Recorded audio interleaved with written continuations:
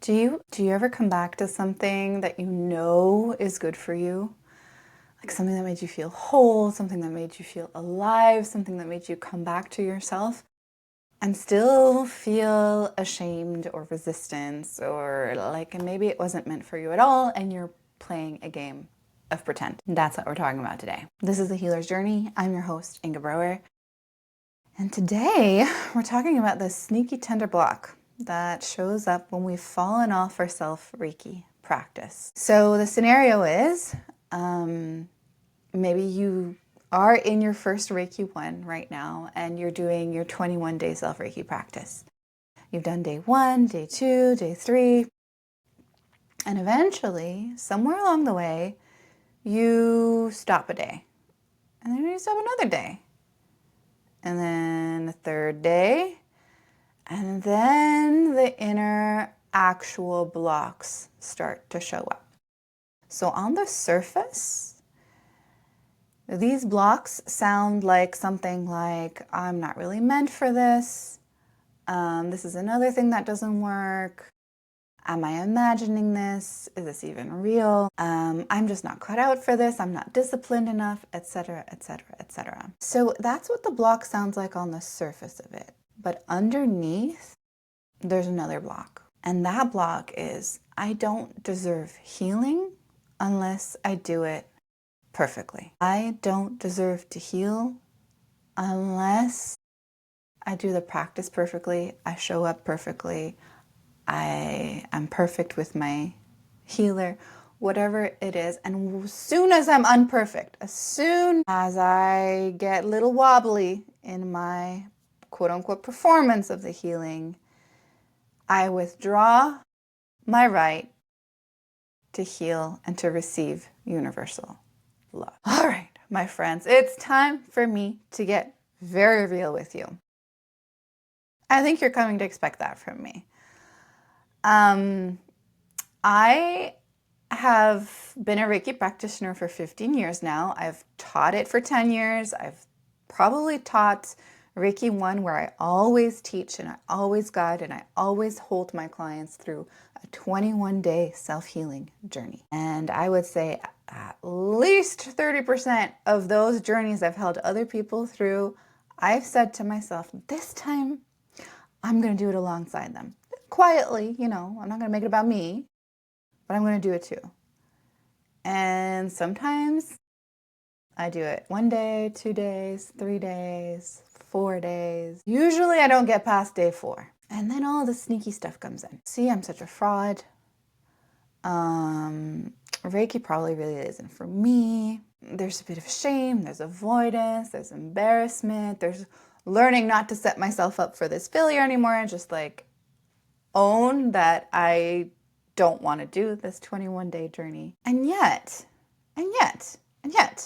every single time I return to Reiki, it's there. It's open, it's waiting, it's non-judgmental, and there's something really interesting about that I want to talk about today. There's a part of me that wants Reiki to be a little bit mean with me if I don't show up for the practices. There's a part of me that wants external accountability from the Reiki itself. It wants drama. It wants me to make a big show about how sorry I am that I haven't showed up for my practice. And see, I've tortured myself so much. Would you please forgive me? Dear Reiki.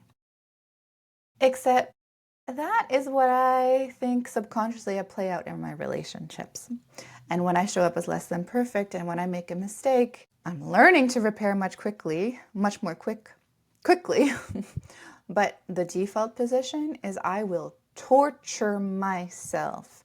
I will take that little pain that I inflicted on someone else and I will multiply it 100-fold and I will inflict it on myself so that I feel like I can return to that relationship somehow with a dignity and my head hung really low in extreme penance so the person can forgive me.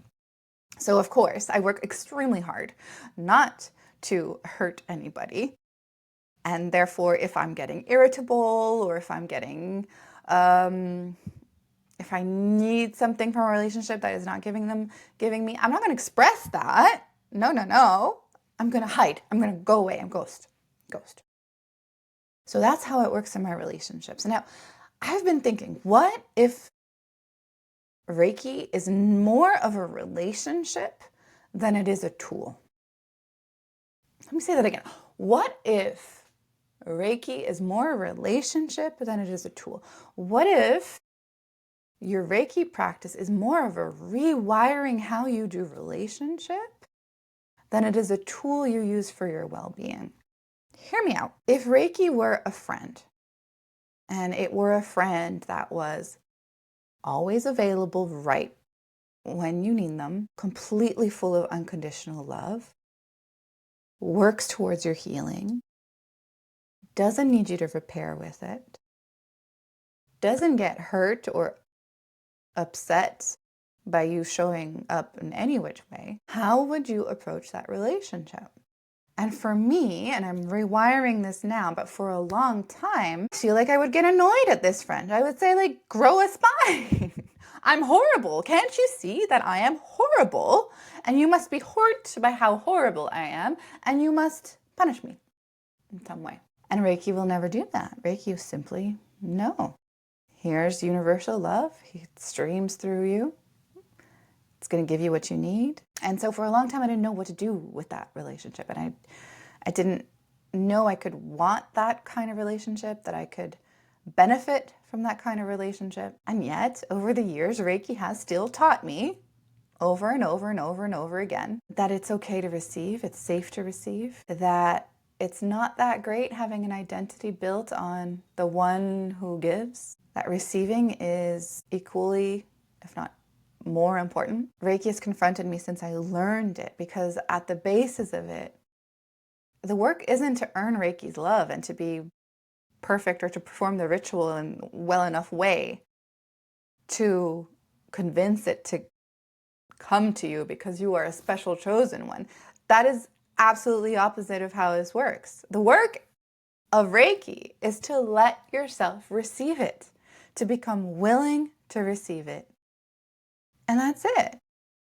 And so when you show up in a way that is less than perfect or doesn't show up in your standards, Reiki isn't going to tell you you need to repair with me.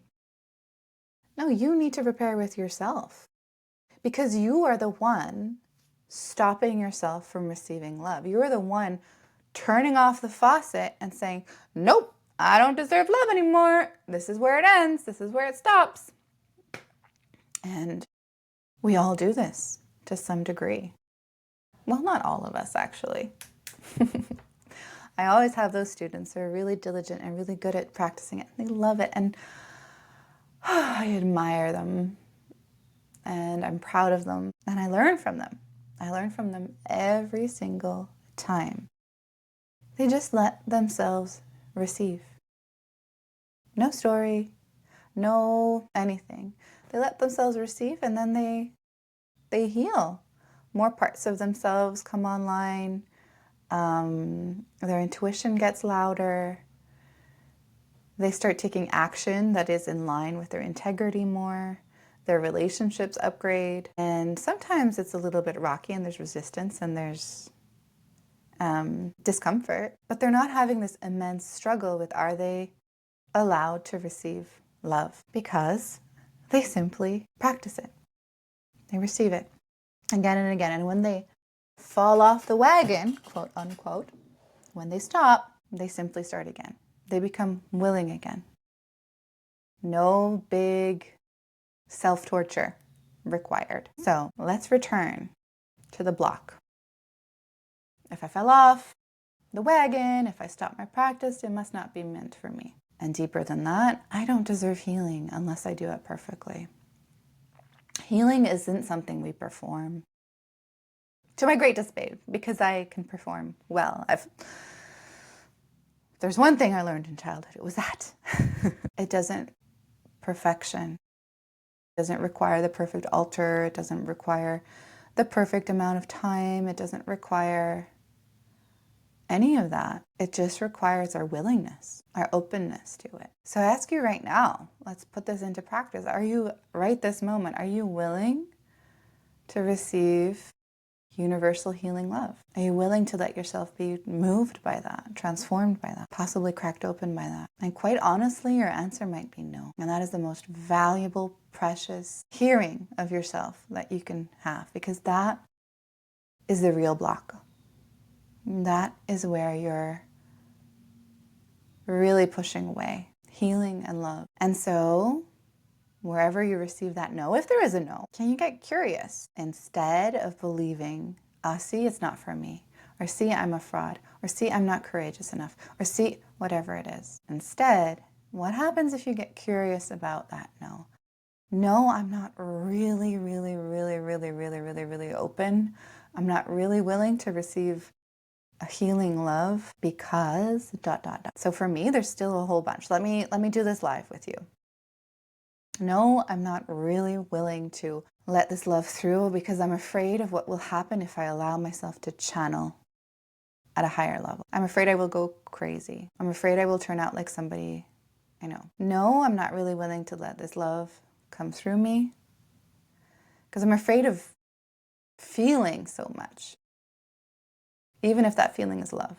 I'm afraid that it will make me an unserious, unprofessional person. No, I'm not willing to receive universal healing love because I'm afraid it'll make me unrelatable, like I lose my ability to connect through my wounding. So those are the real blocks. What are yours? You don't have to tell me, but tell yourself, get honest. And then maybe together we can send some Reiki. We can ask for love to meet those places. What would happen? Getting curious. What would happen if love meets us in those places? What would happen if love met me in my fear of going crazy? And I hear a sentence in my head. It says, it's just another level of intelligence to be unlocked, and that you can choose what to do with. What if I let love meet me in my fear of feeling and being unprofessional and unserious? And I feel it make a sensation in my heart. It hurts a little bit. It's like something's cracking, like dry fascia, sort of cracking open, having more room. And the insight I'm getting is to drink water, to drink more water. That'll help. And of course, there's a thought. People respond to you not because you're professional. It's serious. People respond to you for that feeling. So here I am modeling a little bit that, and I feel much more open. I feel much more ready. I feel much more capable to allow the energy through. So I invite you to do the same. Healing doesn't require perfection. It asks for presence, and curiosity is one of your best tools. And every time you return, every time you start again, every time you make that reconnection after you've disconnected, that's how you build that relationship up with Reiki. That's how you do it justice. I've walked this path a long time, and I have come to believe that the truest, realest skill is not to stay connected all the time. It's to go back to connection after disconnection. And I've been hearing from clients lately that my presence just feels healing to them. And I think this has something to do with it. It's this unending practice of walking myself from disconnected to reconnected, from out of love to in love, and walking my clients from disconnected to reconnected over and over and over and over and over. So now I want to talk about the summer we're about to have. I really have it on my heart to create a 21-day Self-Reiki Reset for us this summer. Through this lens of we will meet resistance, and we will meet it with curiosity and love. And there's something that makes it so much easier to do it in a group with other people, in a field, in a relational field, where your nervous system knows that it's somehow safer because it's not doing it alone. So of course, you can start again at any time whatsoever. And I have dug deep in my own experience of the challenge here of doing a 21-day Self-Reiki and created an offer here that meets every single level of it, okay? So on the one hand, I've created, or I'm creating right now, a lot of different meditations to support us. So it can be challenging when it's been a while, you've been attuned to Reiki and you can do Self-Reiki, but to do it. It helps so much more when you have the support or the scaffolding of earbuds, of having somebody guide you. So I'm recording multiple different Self-Reiki ones with different angles, one for like when it's been a while, another one to sort of expand your energy, one of them with more of a focus to go in each of the chakras. Some 20 minutes long, some 10 minutes long, some 5 minutes long, the whole range. So that's one thing that I think will help. Another is sometimes your relational situation with Reiki means like receiving more love is just like, it feels like too much for your system. And there's things happening in your energetic system and they need to move and they need some kind of a different approach. That's where I will include, and I will have a lot of other different practices available. So things like calling your energy back, clearing your energy. So that's what tends to happen for me on day 4. On day 4, often that like inner loving energy makes it clear to me that I'm going a little bit too fast, taking on a little bit too much, and I need to recenter and I need to really get close to what I want to create. And I'm doing the self journey now. We'll do it, well, no promises. I might continue doing it alongside you starting June 23rd, but I'm getting us ready here by doing it myself. And I needed my boundaries. And so having a practice that allows you to set your boundaries, allows you to communicate those boundaries, allows you to be in your own bubble, in your own energy, and rest in there. So healing, so life-affirming. So there's going to be lots of practices like that for you to follow your own intuition. The people in my field are usually incredibly intelligent, incredibly intuitive, incredibly adventurous also in their self-healing work. So this is for you in mind, all right? You're not too complicated. You're not too complex. You can be held, yeah? You're not too big to be held. You're not too complex to be seen, to be understood. On top of that, so that will be available for anybody who wants. I'll make that available for 28 days.